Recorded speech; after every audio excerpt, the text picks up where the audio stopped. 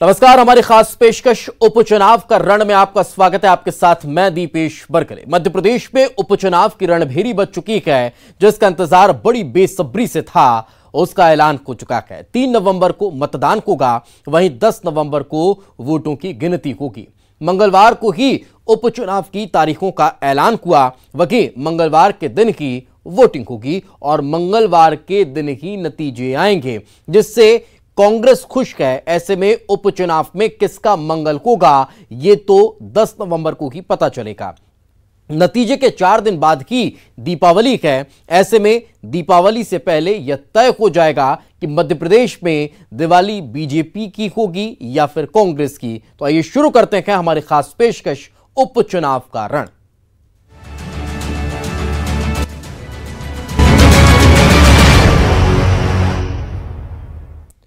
तो प्रदेश में 28 सीटों के लिए होने वाले उपचुनाव को लेकर तारीखों का ऐलान हो चुका है। 3 नवंबर को वोट डाले जाएंगे, जबकि चुनाव परिणाम 10 नवंबर को आने वाले हैं। इसके साथ ही पहले से उपचुनाव की तैयारियों में जुटे राजनीतिक दल प्रचार को और ज्यादा तेज यानी कि और एक्टिव मोड में नजर आने वाले हैं। आपको यह भी बता दें कि इसी साल 10 मार्च को ज्योतिरादित्य सिंधिया के साथ कांग्रेस के 22 विधायकों ने पार्टी से इस्तीफा देकर बीजेपी का दामन थाम लिया था।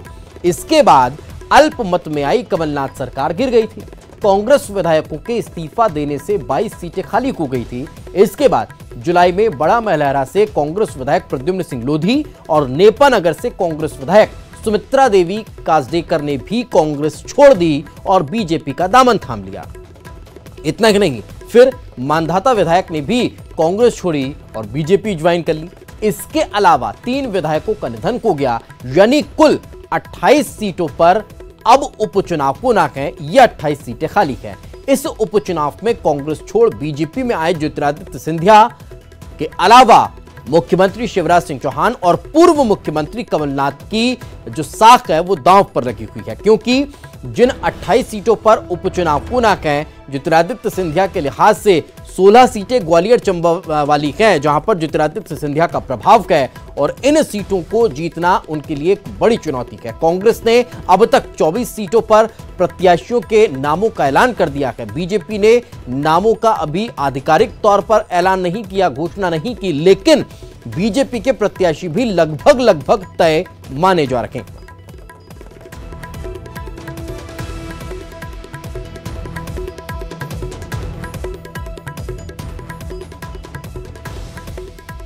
तो उपचुनाव के लिहाज से अब राजनीतिक रस्साकशी तेज हो चुकी है। तारीखों का ऐलान होने के बाद अब स्थितियां यह है कि दोनों ही राजनीतिक दल एड़ी चोटी का जोर लगाते हुए नजर आ रहे हैं। अब गुणागणित बैठाए जा रहे हैं, कहां किस तरह से किस सीट पर किस तरह से मतदाताओं को लुभाया जा सकता है, उन्हें अपने पक्ष में लाया जा सकता है। मुद्दे कौन कौन से होंगे, उन पर विचार विमर्श भी अब शुरू हो चुका है। भारतीय जनता पार्टी बहुत पहले से कमर कस के चुनाव के लिए तैयार है। शिवराज सिंह चौहान जी के नेतृत्व में मध्य प्रदेश में भारतीय जनता पार्टी का एक एक कार्यकर्ता मैदान पर है, जहां जहां चुनाव है।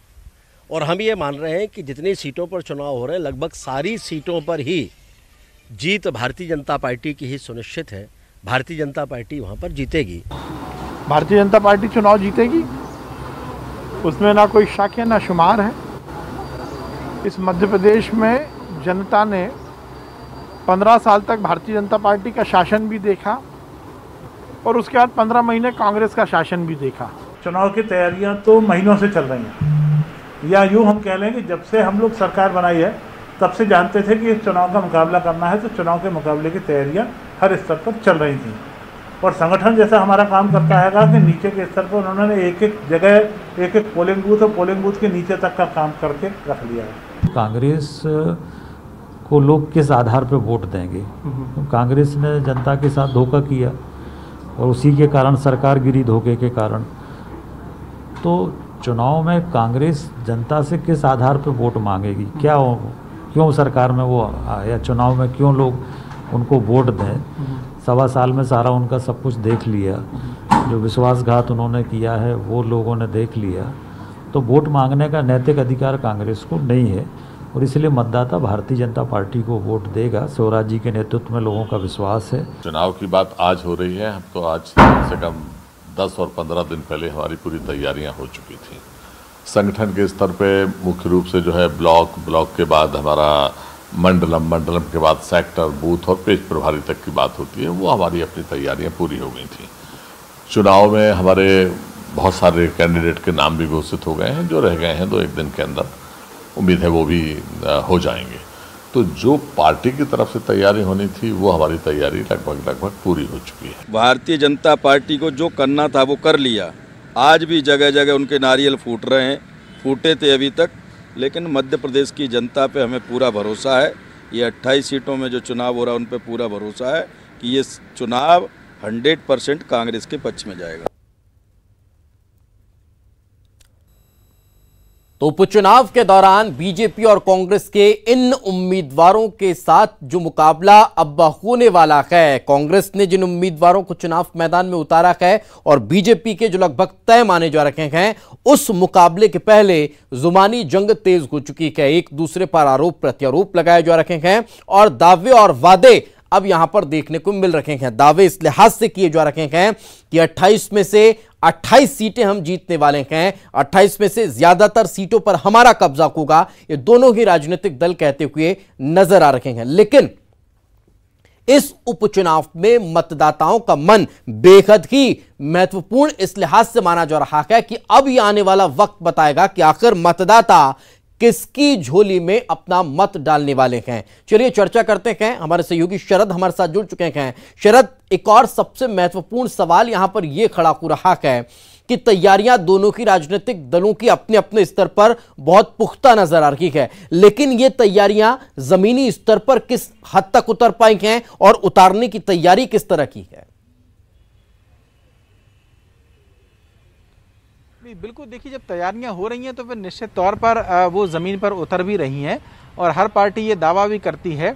लेकिन देखिए, मैं यहाँ पर एक चीज़ और जोड़ना चाहता हूँ दीपेश, कि इस बार जो उपचुनाव हो रहा है उसमें सिर्फ 2 ही पार्टियों को गिनना ठीक नहीं होगा। ये और बात है कि सरकार बनाने या बिगाड़ने में केवल 2 ही का महत्व है, लेकिन इस बार जो बीएसपी का खेल है वो भी बहुत ज़्यादा महत्वपूर्ण करेगा, खास तौर से ग्वालियर चंबल की उन सीटों पर जहाँ पर सबसे ज़्यादा सीटें हैं। और जैसा कि आप कह भी रहे थे कि सत्ता की चाबी वहीं से निकलेगी, तो जब हम राजनीतिक पार्टियों की तैयारी की बात करें तो हमें बीजेपी कांग्रेस के साथ में बीएसपी को भी देखना होगा कि उसकी मौजूदगी आखिरकार किसके लिए फ़ायदेमंद साबित होगी और किसके लिए नुकसानदायक साबित हो सकती है।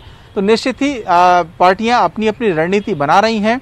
कांग्रेस की बात करें तो अधिकृत तौर पर 24 उनके उम्मीदवार 28 में से घोषित हो चुके हैं। बीजेपी का एक भी अधिकृत तौर पर घोषित नहीं हुआ है, लेकिन अनधिकृत तौर पर लगभग उनके 25 से 26 उम्मीदवार घोषित हैं कि वही चुनाव लड़ेंगे और वही प्रचार कर रहे हैं। इनमें से 14 तो मंत्री हैं, तो इसमें कोई दो राय नहीं है। बाकी की जो रणनीतियां हैं वो अब धार देना शुरू हो गया है। बीजेपी जैसा कि महाजनसंपर्क अभियान चला चुकी है, 25 तारीख से शुरू किया गया था। उसमें बीजेपी ने दावा किया है कि 11 लाख परिवारों तक उनकी पहुंच बनी है। 2 अक्टूबर से फिर से एक अभियान बूथ स्तर पन्ना प्रभारियों तक शुरू हो रहा है। वहीं कांग्रेस की अगर हम बात करें तो लगातार रणनीतियां उनकी भी बन रही हैं। आज जो पीसीसी चीफ हैं कमलनाथ, उनके भी दौरे अब लगातार शुरू हो गए हैं विधानसभा स्तर तक।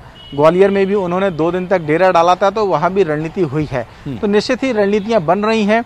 देखना होगा कि आखिरकार और क्या क्या निकल के सामने आता है, क्योंकि अभी ये कहा जा रहा है कि पिक्चर दरअसल अभी बाकी है। जो दल बदल के खेल हुए हैं उनमें से हो सकता है कि अभी ये तस्वीरें और सामने आएं और ये दोनों तरफ से देखने को सामने आ सकती हैं। तो रणनीतियां अभी और भी बहुत सारी बाकी हैं जो देखना आने वाले दिनों में दिलचस्प होगा। बिल्कुल, आपने एक नए टॉपिक को छेड़ दिया है शायद, उस पर भी हम चर्चा करेंगे। लेकिन इससे इतर बीजेपी के लिहाज से एक महत्वपूर्ण सवाल मैं ये करना चाह रहा हूं, चूंकि अभी आधिकारिक तौर पर प्रत्याशियों के नामों का ऐलान बाकी है।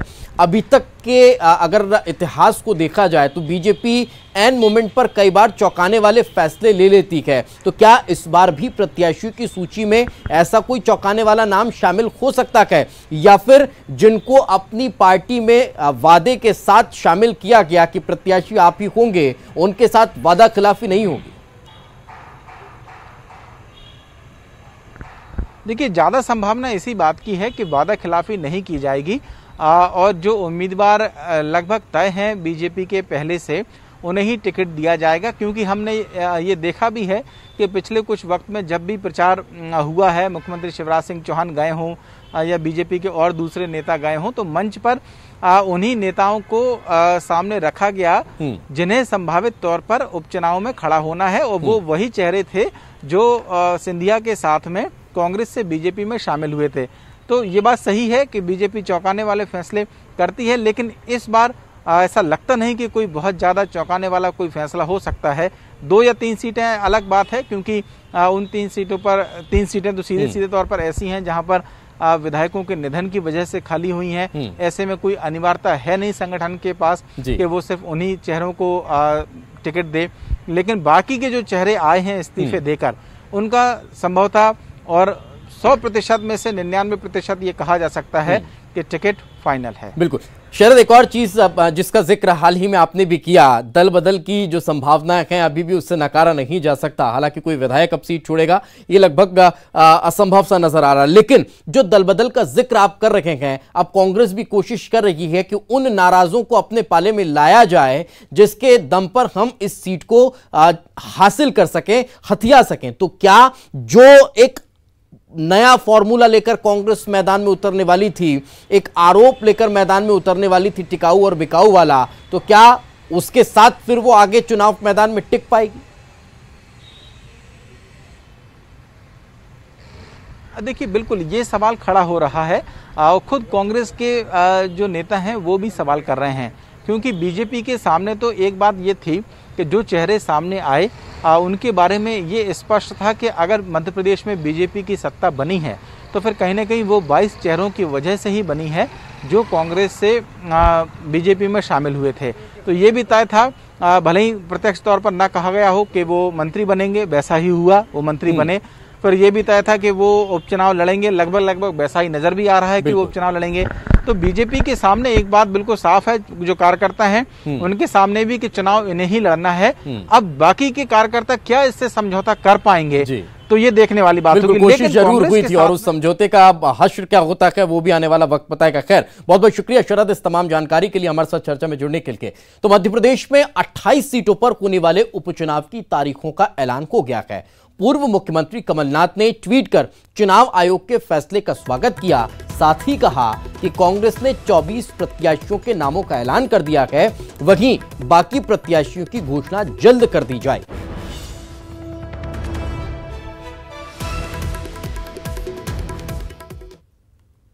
कांग्रेस ने ट्वीट कर एक तरफ चुनाव की तारीखों को राम भक्ति से जोड़ दिया है, तो वहीं बीजेपी के उपाध्यक्ष विनोद गोटिया ने पलटवार किया है। उन्होंने कांग्रेस पार्टी और कमलनाथ पर तीखा हमला बोला।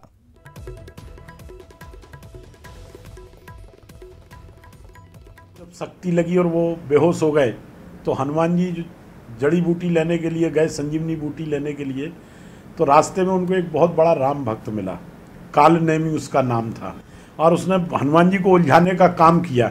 अंत में उस कालनेमी का वध किया हनुमान जी ने, और फिर वो जाके जड़ी लेके आए और लक्ष्मण जी ठीक हुए। तो कालनेमी का भी अगर वो राम भक्त होने का दावा करता है तो उद्धार हो जाए इस बहाने, तो मुझे कुछ कहना नहीं है।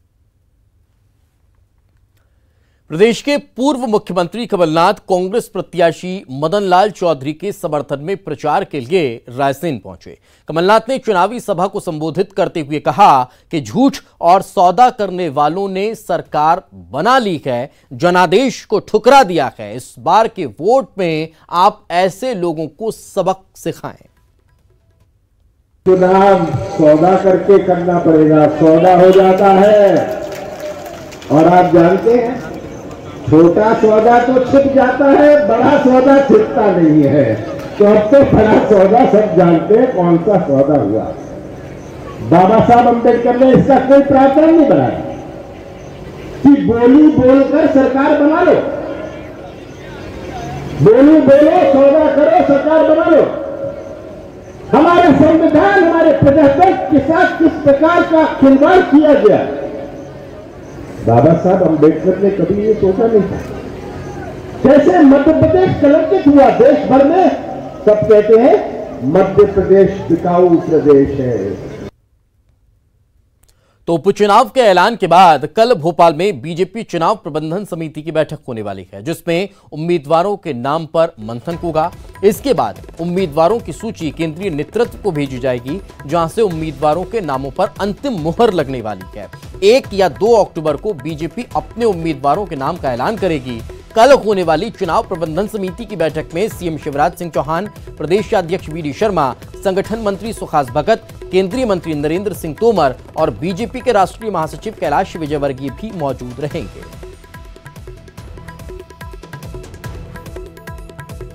तो भोपाल में कल होने वाले बीजेपी चुनाव प्रबंधन समिति की बैठक से पहले सीएम शिवराज दिल्ली दौरे पर गए, जहां उन्होंने प्रधानमंत्री से मुलाकात की है। साथ ही केंद्रीय मंत्री सदानंद गौड़ा और बीजेपी के राष्ट्रीय अध्यक्ष से भी सीएम शिवराज मिले हैं। वहीं छत्तीसगढ़ में मरवाही विधानसभा सीट पर भी उपचुनाव की घोषणा हो चुकी है। पूर्व सीएम अजीत जोगी के निधन के बाद खाली हुई मरवाही विधानसभा सीट पर 3 नवंबर को वोट डाले जाएंगे, जबकि नतीजों की घोषणा 10 तारीख को होगी। 9 अक्टूबर को नोटिफिकेशन जारी होगा। 16 तारीख को नामांकन दाखिल करने की अंतिम तिथि होगी। 17 अक्टूबर को नामांकन की दोबारा जांच होगी। वहीं 19 अक्टूबर को नाम वापस लेने की अंतिम तारीख रहेगी। हमारी संगठन अपने स्तर पर संगठन का सतत प्रक्रिया है। संगठन अपने स्तर पर तैयारी कर रही है। हम जब भी चुनाव होगा हम संगठन स्तर पर मजबूती के साथ चुनाव लड़ेंगे। माननीय भूपेश बघेल जी के नेतृत्व में सरकार की नीतियों योजनाओं को लेकर जनता के बीच में जाएंगे। हमें उम्मीद है जो 70वां सीट मरवाही का कांग्रेस की झोली में आएगा। 3 तारीख घोषित हुई है चुनाव के लिए। पिछले महीने भर से और उससे ज्यादा से भी कांग्रेस के पदाधिकारी, हमारे पीसीसी प्रेसिडेंट, कई मंत्री जाके, कई साथी कार्यकर्ता सब जाके वहां पर दौरा करते रहे हैं।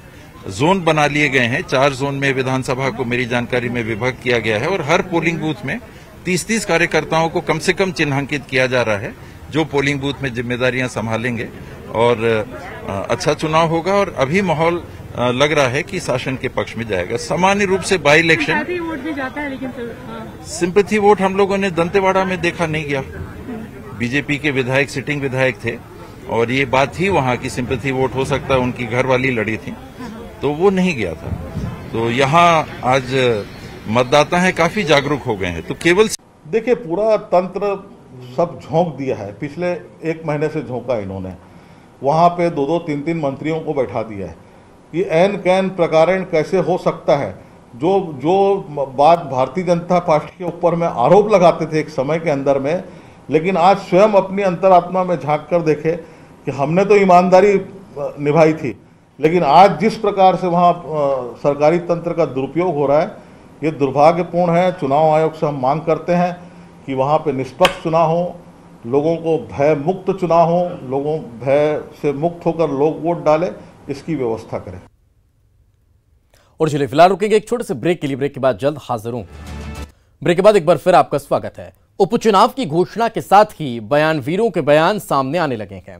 बीएसपी विधायक रामबाई ने जनता से उपचुनाव में बीएसपी उम्मीदवारों को जिताने की अपील की है और दावा किया कि अगर उपचुनाव में बीएसपी 15 सीट भी जीत लेगी तो प्रदेश में सरकार उनकी होगी।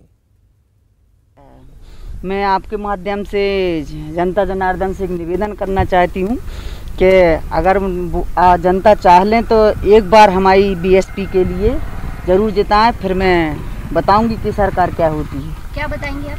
क्या होती है सरकार? क्या सरकार फिर हम ही बताएंगे। आपने कुछ रणनीति तो बनाई होगी, क्या बताओ? रणनीति हमारी सरकार कांग्रेस नहीं कर पाई, बीजेपी नहीं कर पाई, वो बसपा करके दिखाई। बिल्कुल दिखाई। क्या दिखाई?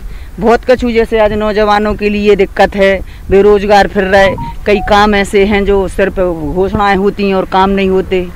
ये काम तो फिर देखिए, कर्ज माफ तो हुआ है भैया, मैं झूठ नहीं बोल सकती, कर्ज माफ तो हुआ है। क्योंकि मैं खुद अपने ज़िले की बात कर रही हूँ, हमारे साथ सभी किसान भाई हैं ये लोग, ऐसा नहीं है कि ये सब किसान ही खड़े हुए हैं साथ में। कर्ज माफ हुआ है। हम लोग 15 में से चुनाव 15 सीटें जीते, 15 में सरकार बना लेंगे। दीदी आप किंग मेकर की भाई जिसको नहीं है आपके पास तो कैसे बना लेंगे? क्यों? बसपा के लिए आपको फिर तो मेन इलेक्शन थोड़ी है ये तो। नहीं तो भाई जब जिसको सरकार बनाने होगी तो सीएम तो हमारी पार्टी का बनेगा ना। 28 में कैसे बन जाएगा, वही तो मैं पूछना चाह रही हूँ। अरे हम साथ में बनाने वाले थे, आप 28 की बात कर रहे थे, हम लोग साथ थे। तो रामबाई को आपने सुना, काफी कॉन्फिडेंट नजर आ रही हैं कि अगर 15 सीट भी जीत गए तो मध्य प्रदेश में सरकार फिर हमारी होगी। कहने का मतलब उनका यही था कि फिर हमारे इशारे पर सरकार चलेगी, वो चाहे बने किसी की भी। क्योंकि मौजूदा स्थिति में भी आपने देखा था, जब 15 महीने की कांग्रेस की सरकार चली तब तमाम तरह के प्रेशर पॉलिटिक्स वो करती हुई नजर आई और तमाम तरह के दबाव के बाद भी आखिर वो मंत्री नहीं बन पाई। लेकिन अब एक बार फिर जनता के बीच वो पहुंच रही हैं और अपील कर रही हैं कि हमें एक बार मौका देकर देखिए, 15 सीट भी आपने जिता दी तो फिर दबदबा मध्य प्रदेश में हमारा होगा। अभी आने वाला वक्त बताएगा 10 तारीख को नतीजे क्या आते हैं। क्या भारतीय जनता पार्टी की सरकार बनी रहती है या फिर कांग्रेस दोबारा सत्ता में आती है। और रामबाई जो वादा कर रही हैं, जो दावा कर रही हैं, अगर 15 सीट वो जीत लेती हैं तो फिर स्थिति मध्य प्रदेश की क्या होगी, यह आने वाला वक्त बताएगा। इसी के साथ इस बुलेटिन में फिलहाल इतना ही, हमारे इस खास पेशकश में फिलहाल इतना ही। दीजिए इजाजत, नमस्कार।